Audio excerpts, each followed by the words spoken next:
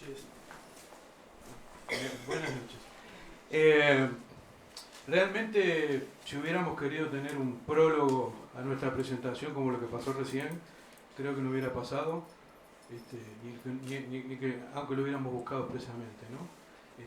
Este joven que no lo conozco, ¿sí? Damián, y tiene mucho que ver con las cuestiones que vamos a desarrollar acá, con la subjetividad mediática, ¿sí? Que es un concepto quizás ya conocido, y también tiene mucho que ver con la medianía sobre la que va a hablar Damiano fundamentalmente. El tema los vamos a sacar un poco del aula, ¿sí? Esta actividad que estamos desarrollando en nuestro preuniversitario la hacemos con los docentes, digo. También es, en definitiva también es el aula, pero no con estudiantes púberes, jóvenes o demás. Estudiantes seguimos siendo igual, ¿sí? Entonces, bien, la pregunta de dónde vamos a partir del estudiante actual y de las formas de aprendizaje, nos las planteamos todos los días, ¿no? Y en realidad, el tema sobre el que hemos investigado bastante es el tema de la subjetividad, ¿sí? Vamos a empezar. ¿Con qué disparo, no veo? Por las dudas, ¿quién es Manuel y quién es Damián? Yo soy Manuel. ¿Sí? Gracias. Bien, una definición de subjetividad de las tantas que hay, digo, acá Corea, autora semiótica argentina, ya fallecida, esta idea está sacada del libro bastante conocido, Pedagogía del Aburrido, ¿sí? Bueno, es importante destacar lo de hacer en el mundo y hacer con el mundo y la serie de operaciones, ¿sí? Que uno realiza, ¿sí? En forma reiterada, ¿sí? Ante una situación para habitar un dispositivo. El habitar es, no quiero entrar en detalles, pero bueno, hay una diferencia entre el habitar y el colonizar, ¿sí? Pero ella habla de habitar, más bien como convivir con el medio ambiente, ¿no? Bueno, entonces acá empezamos con las diferencias.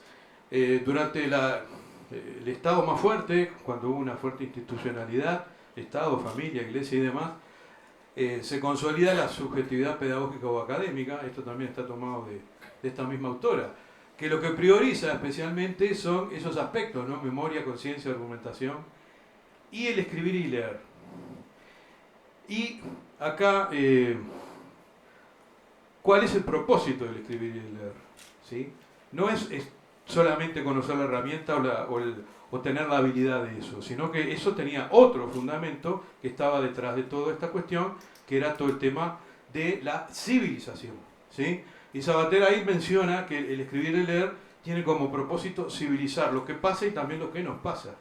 En el concepto de civilizar, no sé si lo llegan a leer como la definición sacada de la Real Academia, ¿no? Mejorar la formación y comportamiento de las personas y de los grupos sociales. Digo, les invito a que queden con ese concepto porque, bueno, más adelante lo vamos a volver a traer. Ahora bien, ¿qué pasa desde hace 40 años? 50, es decir, desde que aparece la radio, empieza todo este proceso, ¿sí?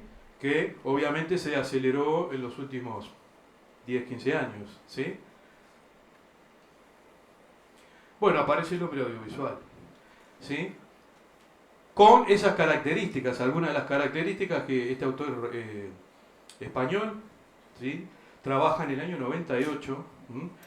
Tomando como referencia investigaciones desde la década del 50, ¿sí? Y que las características que, bueno, todos conocemos, ¿no? de lo que es hoy el ser audiovisual, esto de ser extravertido, de ser grandioso en el sentido de sentirnos, nos pasa permanentemente, mucho más a las generaciones más recientes, el hecho de sentir como que el celular es un brazo más. La televisión, tener la televisión prendida simplemente aunque no la miremos, pero la necesitamos prendida, o tener la radio prendida, ¿sí? Bueno, esas son todas características que van apareciendo a lo largo de este tiempo. Acá entrando ya más en detalles que tienen que ver con lo pedagógico, ¿no? La televisión y la radio potencian, ¿sí? La vibración sensorial y emotiva. Y en realidad a lo que estamos acostumbrados es a emociones sin discurso. Entonces es muy difícil pedirle a los jóvenes hoy, a los niños, a los adolescentes, que soporten discursos sin emociones, porque no lo han vivido. ¿Mm?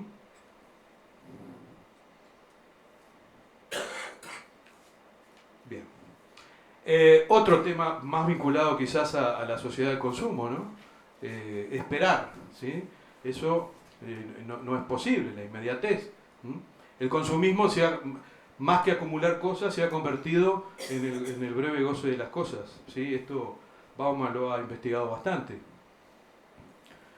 Y bueno, y después, un autor que quizás por acá trabaje mucho, ¿sí? Martín Barbero, que habla de que en realidad con esto de que nos podemos educar durante toda la vida, ¿sí? Y que el lugar quedó muy relativizado, podemos educarnos desde cualquier lugar y hacia cualquier lugar, ¿sí? Estamos hoy en día más ante una sociedad educativa, ¿sí? Y bueno, para terminar con este marco teórico breve, ¿sí? Michel Serres, un sociólogo francés que tiene la característica de manejar la ironía como pocos, ¿sí?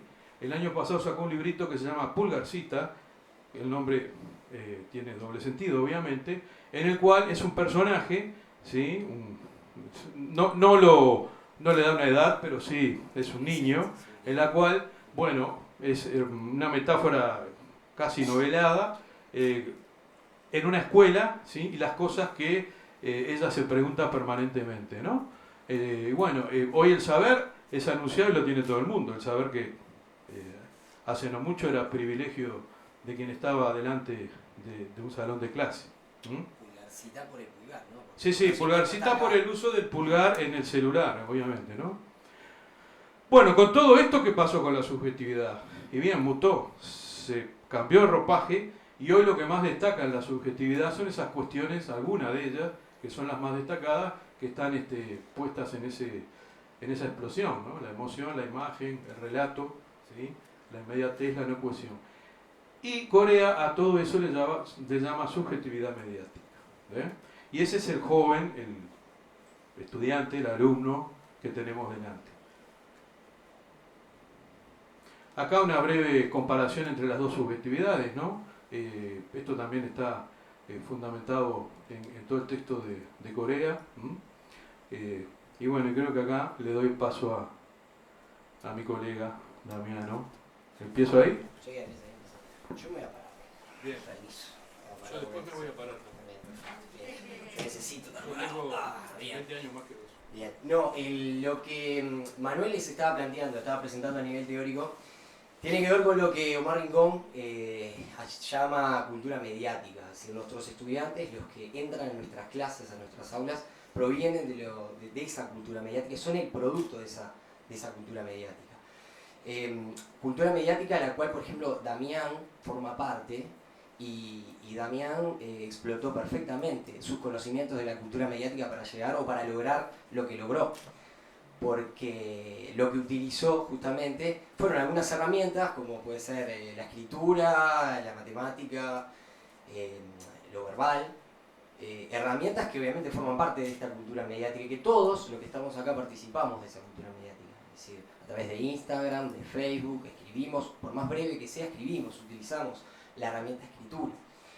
Ahora, el problema que tiene esta cultura mediática y lo que plantea Rincón como medianía, llama medianía, tiene que ver con que fuera, ¿sí?, de esa cultura mediática quedan los contenidos y los argumentos. Los contenidos y los argumentos nos encargamos nosotros, en el aula.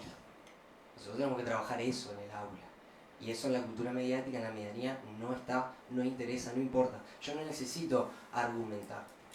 Yo no necesito contenido para mandar un mail, para poner un like, simplemente un like en Facebook. No necesito argumentarlo, lo hago y formo parte de esa cultura mediática.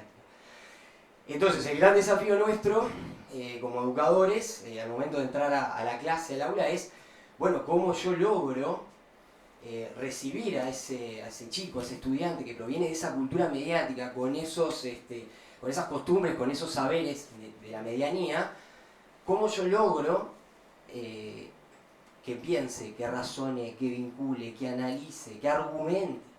¿Cómo lo logra? A nuestro entender, y lo hemos trabajado durante tiempo ya en el colegio, la neuroeducación es una de las herramientas, una de las tantas, ¿no?, posibles que nos pueden ayudar un poco en este desafío como profesionales de la docencia que somos, ¿no? Permitime un segundito. Bueno, ¿por qué la neuroeducación? ¿Por qué nos parece que la neuroeducación puede ser una de las herramientas, una de las tantas herramientas? Por el objetivo que tiene la neuroeducación, por lo que busca la neuroeducación. Exactamente, lo que introduce, ¿no? Es decir, estamos hablando de una rama de la ciencia que lo que busca es estudiar, bueno, cómo funciona el cerebro, pero integrado con la psicología, con la sociología y con la medicina. Intentando, como allí dice, mejorar y potenciar los procesos de aprendizaje y de memoria de los estudiantes y cómo, y acá viene la palabra, ¿no?, el desafío, cómo enseñar mejor de los docentes, de los profesores.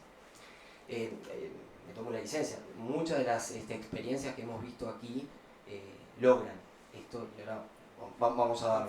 Están fundadas, exactamente. ¿Sigo? Sí, pasarlo más. Nosotros seleccionamos 3 ideas básicas para ser bien concretos y sintéticos de lo que plantea la neuroeducación que nos parecía bueno compartir con ustedes y, como les dije, que los compartimos con los docentes del colegio. En primer lugar, el concepto de que para la educación el cerebro no es una máquina.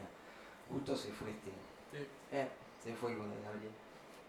Justo que hablábamos de esto de la máquina y de que el hombre compite con la máquina. El cerebro del hombre no es una máquina. Nosotros estamos constantemente desarrollándolo, estamos creciendo, estamos aprendiendo. Capaz que esto es de perogrullo, sí. Es decir, aprendemos hasta el final de nuestros días. Pero es importante tener en cuenta este concepto, porque justamente, ¿cómo se construye ese cerebro según la neuroeducación? Ese cerebro que no es una máquina se va construyendo día a día desde que nacemos hasta que morimos.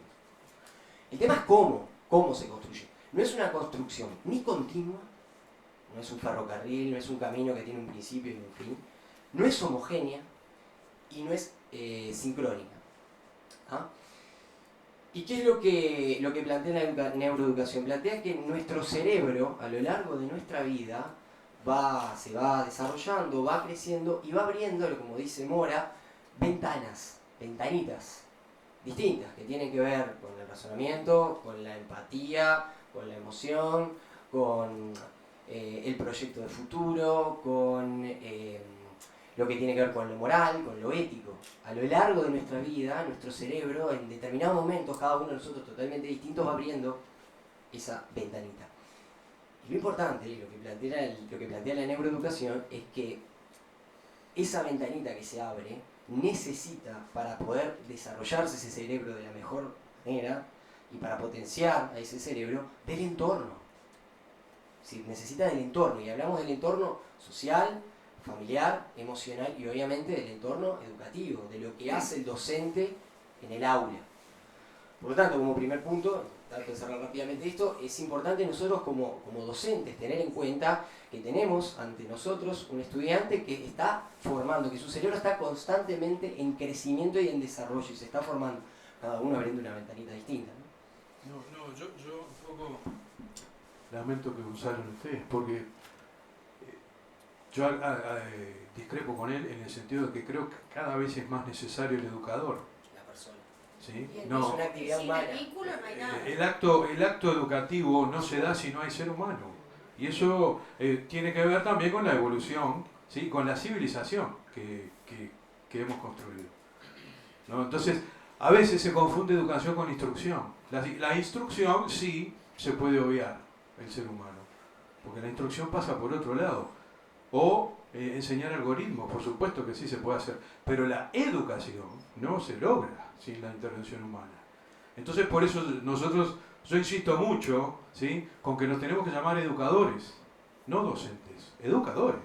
Porque a esta altura del campeonato, digo, es indispensable la vinculación, la relación y todo el tema emocional, que no me lo puede dar más que el convivir y el estar. Así como es necesaria la familia, digo, en todo este ámbito, la evolución humana se ha dado siempre porque si no hay comunicación entre humanos no hay civilización. Nada más. No, está bien.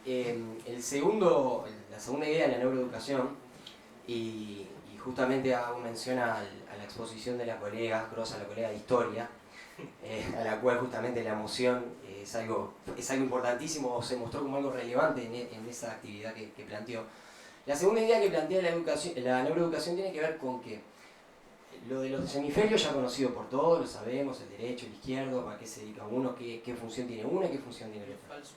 Bueno, acá vamos a eso. Sí, Sí, claro. absolutamente todas las ideas, conceptos, sensaciones que nos llegan al cerebro, el primer escollo, entre comillas, que tiene que pasar es el de la emoción. Todos cuando nos dicen algo, lo primero que pasamos por nuestra cabeza es por la emoción. Me gustó, bueno, los profesores de historia del arte cuando mostramos, qué horrible, qué feo, es emotiva nuestra primera reacción ante cualquier idea, concepto o sensación. Luego de la emoción se pasa a la razón, al pensamiento y por último a la memoria. Tiene que pasar por todas esas etapas. La emoción, la razón, el razonamiento, el pensamiento y por último la memoria. Cualquier idea, concepto o sensación. Por eso la neuroeducación plantea una máxima que es bastante relevante para nosotros como docentes y justamente por lo que decía Manuel. No hay razón sin emoción. No existe la razón, no puedo pensar algo si yo antes no me emociono con eso.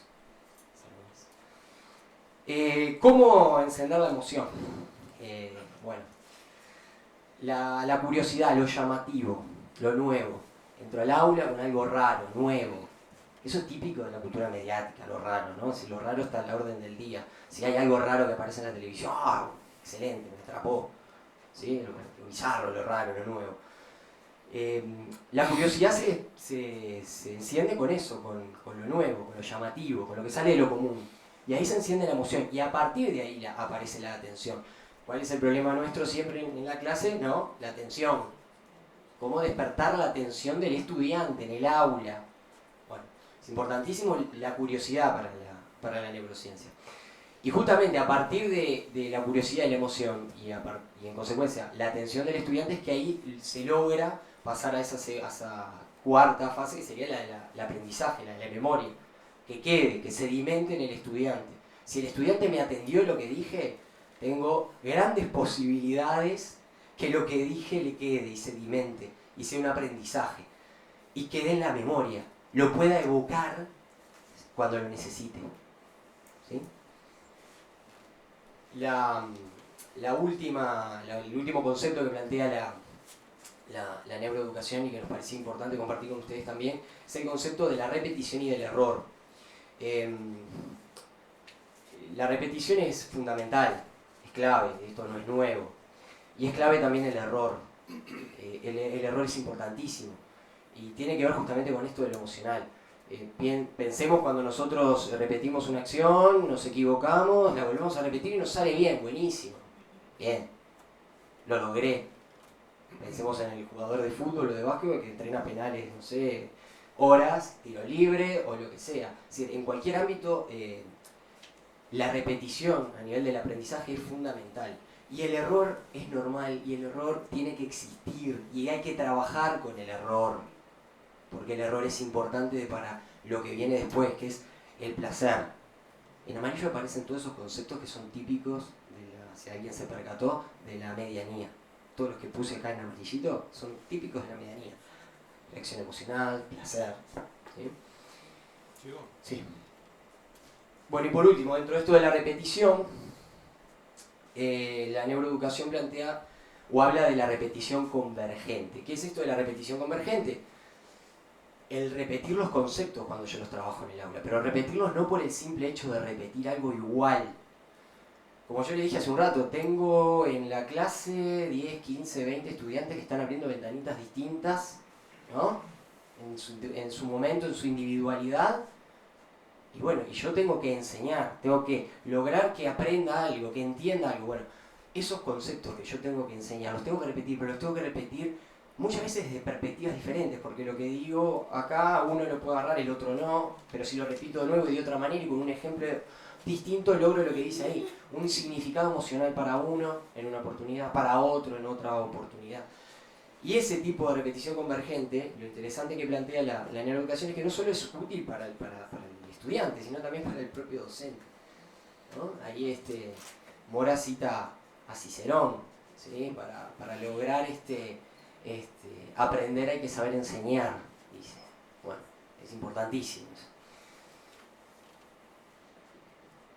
Y bueno, estos eran justamente los tres conceptos que queríamos compartir con ustedes que aporta la neuroeducación y que un poco en vista de lo que fueron las distintas ponencias, muchas tocan estas variantes, aplican esto de la emoción, aplican esto del juego, de la diversión también como forma de lograr traer la cultura mediática al aula, pero traerla desde el punto de vista práctico, como herramienta, sea el videojuego, sea la actividad en la cual me emociono porque sé de dónde vengo, o conozco de dónde vengo, quién soy, sean los videojuegos, ¿sí? Son todas actividades que justamente para nosotros, no, justamente Manuel lo decía, si hubiéramos elegido un preámbulo, no hubiera sido tan correcto y tan acertado como el que tuvimos.